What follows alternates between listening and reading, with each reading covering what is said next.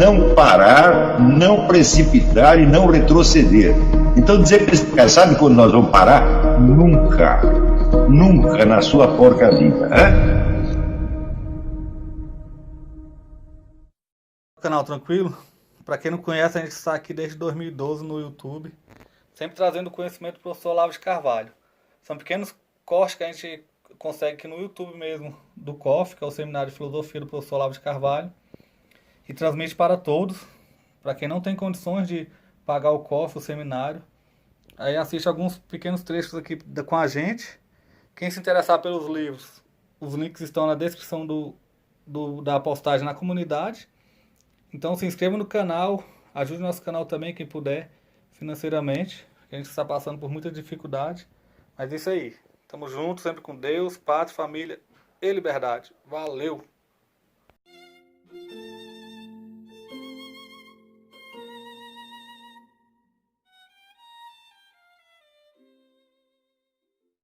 No entanto, a gente vê que muitas vezes nós nos deparamos com um conceito que não é justificável, mas nós continuamos tendo a mesma impressão de que o objeto designado do conceito existe de algum modo, embora esse conceito não esteja acertando expressá-lo da maneira apropriada. Então, vamos dizer, é alguma realidade que foi percebida obscuramente e que algumas pessoas fazem um esforço prematuro e mal sucedido de dar aquilo uma dimensão conceptual, quando na verdade você tem apenas uma impressão na mão, não é isso? Então, a passagem da impressão ao conceito é sempre um negócio problemático e nós sempre temos que nos lembrar, vamos dizer, do velho Aristóteles, que dizia que a inteligência não opera diretamente sobre as imagens percebidas, mas sobre o resíduo delas depositado na memória, onde elas já passam por um primeiro grau de abstração. Isto é, o que você guarda dos acontecimentos não é o acontecimento concreto com todos os seus detalhes, mas já uma imagem simplificada. Essa imagem simplificada, ela evidentemente contém um conjunto de ambiguidades, uma série de tensões, né? E é por isso mesmo que funciona como um símbolo. Um símbolo não é de maneira alguma um conceito, ele pode ter elementos contraditórios, e realmente tem. Quem quer que estude o simbolismo, sobretudo nas explicações magistrais que o René Guénon faz no livro Símbolos Fundamentais da Ciência Sagrada, entenderá que a contradição interna é um elemento constitutivo do símbolo. Quer dizer, o símbolo pode ser interpretado sempre de maneiras opostas, não é isso? Como, por exemplo, se você vê na Bíblia, o leão pode designar o Cristo, pode designar o anticristo, o demônio, tá certo? Todos os símbolos são assim. Então eles significarão uma coisa ou outra conforme a situação, conforme a oportunidade, por assim dizer, e conforme o ponto de vista. Mas todos esses significados estão ali embutidos de algum modo. O símbolo é um aglomerado de tensões, e por ser um aglomerado de tensões, ele atrai a nossa atenção e força a nossa capacidade descritiva até o ponto em que onde esses vários significados se estabilizam em conceitos, tá certo? Então, é claro que no caso da identidade nacional brasileira, do suposto caráter nacional brasileiro, este processo não se completou. As pessoas pularam direto de uma impressão para um conceito. Se você pegar, por exemplo, o personagem de Macunaíma, que para muita gente é um símbolo adequado do caráter nacional, ou digamos do caráter da maioria, entre aspas, da população, você vê que o personagem é altamente caricatural, tá certo? E não existe nele, se você procurar bem, nenhuma contradição. Ele é uniformemente desprovido de qualquer caráter, né? O herói sem nenhum caráter, de fato, não tem mesmo. Ele se adapta às circunstâncias com a maior cara de pau, né? Tudo que ele faz tem um elemento teatral e de fingimento, né? Então, essa falta de caráter seria o caráter nacional brasileiro. Mas nós podemos dizer, mas Macunaíma não é um símbolo, ele é uma caricatura, tá certo? Não há nele nenhuma contradição. se você quiser um símbolo, que é propriamente um símbolo de caráter nacional, você pode ler o livro do Eça de Queiroz, A Ilustre Casa de Ramírez, onde o personagem principal, Gonçalo Ramírez, ele de fato tem dentro de si uma série de contradições que você observa aparecendo e reaparecendo no caráter português, né? Existe, por exemplo, uma cena em que ele é assediado por 3 malandros e ele foge cobardemente, e na cena seguinte ele pega e dá um cacete dos 3 de uma vez. Então esses extremos, né, seriam, de acordo com a visão do Eça de Queiroz, alguns traços do caráter português. Outro traço seria a obsessão pelo próprio passado português, onde o Gonçalo Ramírez está tentando escrever uma novela, né, sobre um antepassado que teria sido um grande guerreiro, e a novela nunca termina. Então uma série de esforços vãos para restaurar no presente o passado. Tudo isso, vamos dizer, vamos dizer, uma rede de conflitos que expressa muito melhor o caráter português do que o Macunaíma expressa o caráter brasileiro. Mas de fato não é possível você reduzir um caráter nacional, supondo-se que ele exista, quer dizer, a uma caricatura que evidentemente é um exagero unívoco. Nesse sentido, por exemplo, quando você vê o Dom Quixote de Cervantes, o Dom Quixote não é uma caricatura de maneira alguma, porque nele você tem todas as contradições. Quer dizer, ele é um sujeito maluco, que ele pensa que ele é um cavaleiro andante dos tempos medievais, quando na verdade esses tempos já acabaram, essa época dos cavaleiros andantes já acabou, mas ele tem de fato em si algo do heroísmo desses cavaleiros andantes, e a visão que ele tem das injustiças e maldades do mundo é muito correta. Quer dizer, no fundo, ele é assim, é como ele mesmo define, louco sì pero no tonto. Quer dizer, eu sou maluco, mas o que eu estou vendo é verdade, né? E as coisas que ele faz, elas sempre fazem sentido, né? Então ele, com toda a maluquice dele, ele representa um ser humano autêntico no meio de um bando de fantoches, fingidos, atores, etc, etc. Então tem essa contradição, e é isso que faz a grandeza do Dom Quixote, né? E fará também, evidentemente, a pequenez do Macunaíma, né? Macunaíma é mais um objeto de piada do que outra coisa. E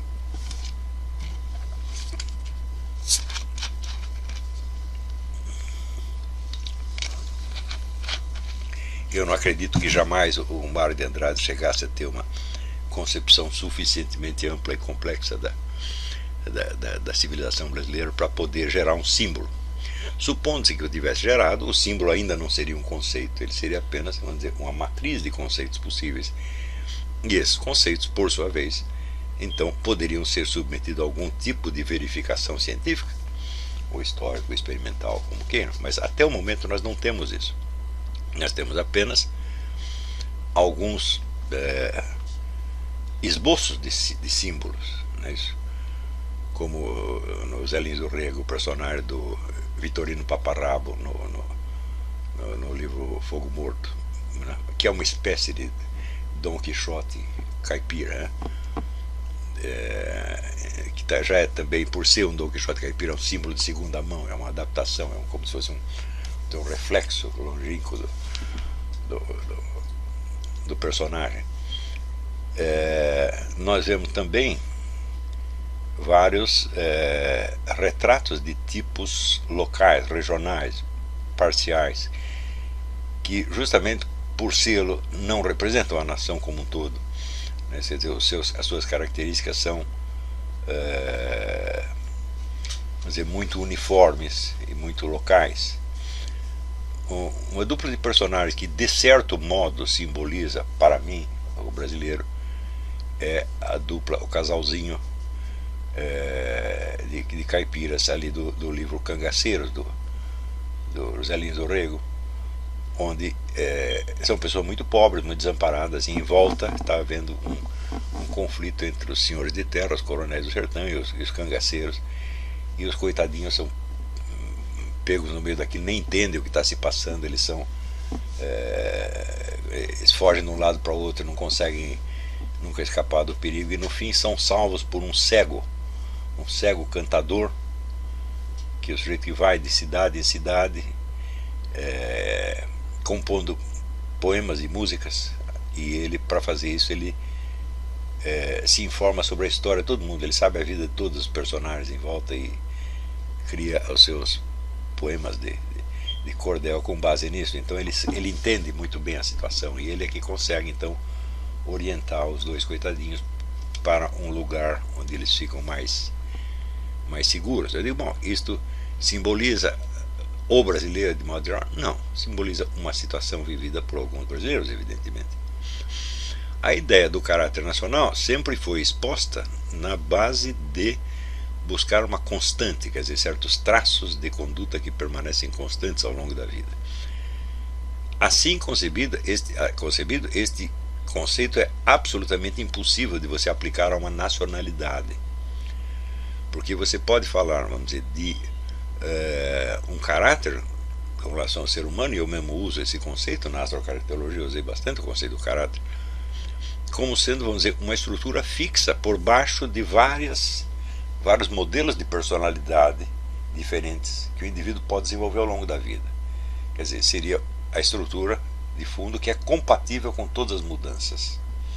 Então, se a gente pegar, por exemplo, esse personagem Gonçalo Ramírez, entre o seu momento de covardia e o seu momento de coragem, deve haver algo em comum, tá certo? E esse algo em comum, por baixo das condutas mais contraditórias, seria o caráter, que é uma coisa quase inexpressável.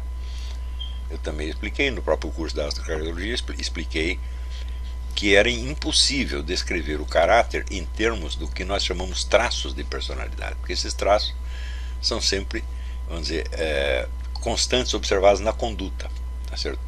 E evidentemente uma pessoa ao longo da sua vida não pode ter nenhum traço de conduta constante. Quer dizer, se algo constante está por baixo da conduta, é uma estrutura que como tal nunca aparece, né? Ela só pode ser descrita como se descreve uma estrutura, não como se descreve um hábito, tá certo? Então seria preciso desenvolver, isso eu expliquei bastante no curso, para você descrever o caráter não é uma coisa que você descrever a personalidade. Descrever a personalidade você pode descrever com adjetivos ou com alinhando condutas supostamente típicas, né, da pessoa, se ele é um sujeito, por exemplo, preguiçoso ou corajoso, o trabalhador, esforçado, burro, inteligente, etc. Então tudo isso é o que está na personalidade, né? Agora, o caráter seria a estrutura básica que está por trás de todas essas modificações. Então, evidentemente, ele não pode ser descrito nos mesmos termos com que você descreve a personalidade. Bom, nós sabemos que existe um caráter porque nós vemos que algo de constante existe nas pessoas ao longo de toda a vida, senão você nem sequer as reconheceria. Mas algo de constante até físico. Quando você olha uma pessoa adulta, eu estou olhando aqui a Leila agora e lembro da carinha dela com 2 anos. Tem algo ali que permaneceu, eu não sei dizer o que. É quase impossível você expressar isso aqui. Muito mais desenhar, quer dizer, eu não posso desenhar uma pessoa que tenha 2 idades ao mesmo tempo. E no entanto eu sei que está lá. Então, para resolver esse problema, eu no tempo da astrocaracterologia eu criei este artifício de descrever o caráter em termos puramente cognitivos. Seria uma estrutura cognitiva que não é uma coisa de conduta, não é uma coisa reconhecível com os olhos da cara, tá certo? Mas é uma certa estrutura cognitiva que permanece e que se define por prioridades de atenção, certas dimensões da existência que para aquele indivíduo se tornam prioritárias e nas quais ele presta atenção repetidamente, do que vai resultar, vamos dizer, uma sequência de estímulos aos quais ele pode responder diferentemente em diversas épocas da vida. Quer dizer, o fato de ele perceber as coisas do mesmo jeito não quer dizer que ele vá reagir da mesma maneira, não é isso? Então, por exemplo, uma pessoa que tenha vamos dizer, uma atenção constante voltada, digamos, aos problemas da sua autoafirmação, a pessoa que está sempre medindo as suas forças, não é isto? Ela pode reagir de maneiras muito diferentes a isto. Ela pode, por exemplo, no começo da vida ficar muito inibida porque se sente incapaz. Depois pode ter uma etapa em que ela tenta vencer desafios para adquirir. A luta vamos chamar isso, a luta pela autoconfiança, né? Todos os seres humanos têm esse problema, mas alguns têm mais, tá certo? Então, a atenção constante concedida a este problema seria um traço de caráter. Mas esse traço de caráter apareceria de diferentes maneiras, conforme se diferenciasse as reações do indivíduo a este tema ao longo da sua vida, tá certo? Podendo resultar até numa completa superação deste tema, tá certo? Porém, esta superação teria lhe custado esforço e teria resultado então num know-how. Quer dizer, o indivíduo sabe lidar com este problema, né? E por isso mesmo ele pode até ajudar os outros nesse sentido, tá certo? Então, toda esta conduta que vai desde a timidez, a falta de confiança em si, até o pleno domínio da situação, que são condutas completamente diferentes, todos eles supõem, vamos dizer, um foco de atenção mais ou menos constante. Estão entendendo? Assim como, por exemplo, uma pessoa que tivesse uma atenção constante ao seu lugar na sociedade. Isso não quer dizer que ele vai agir sempre de maneira uniforme, porque esta atenção vai lhe suscitar diferentes motivações ao longo da vida e, portanto, diferentes condutas.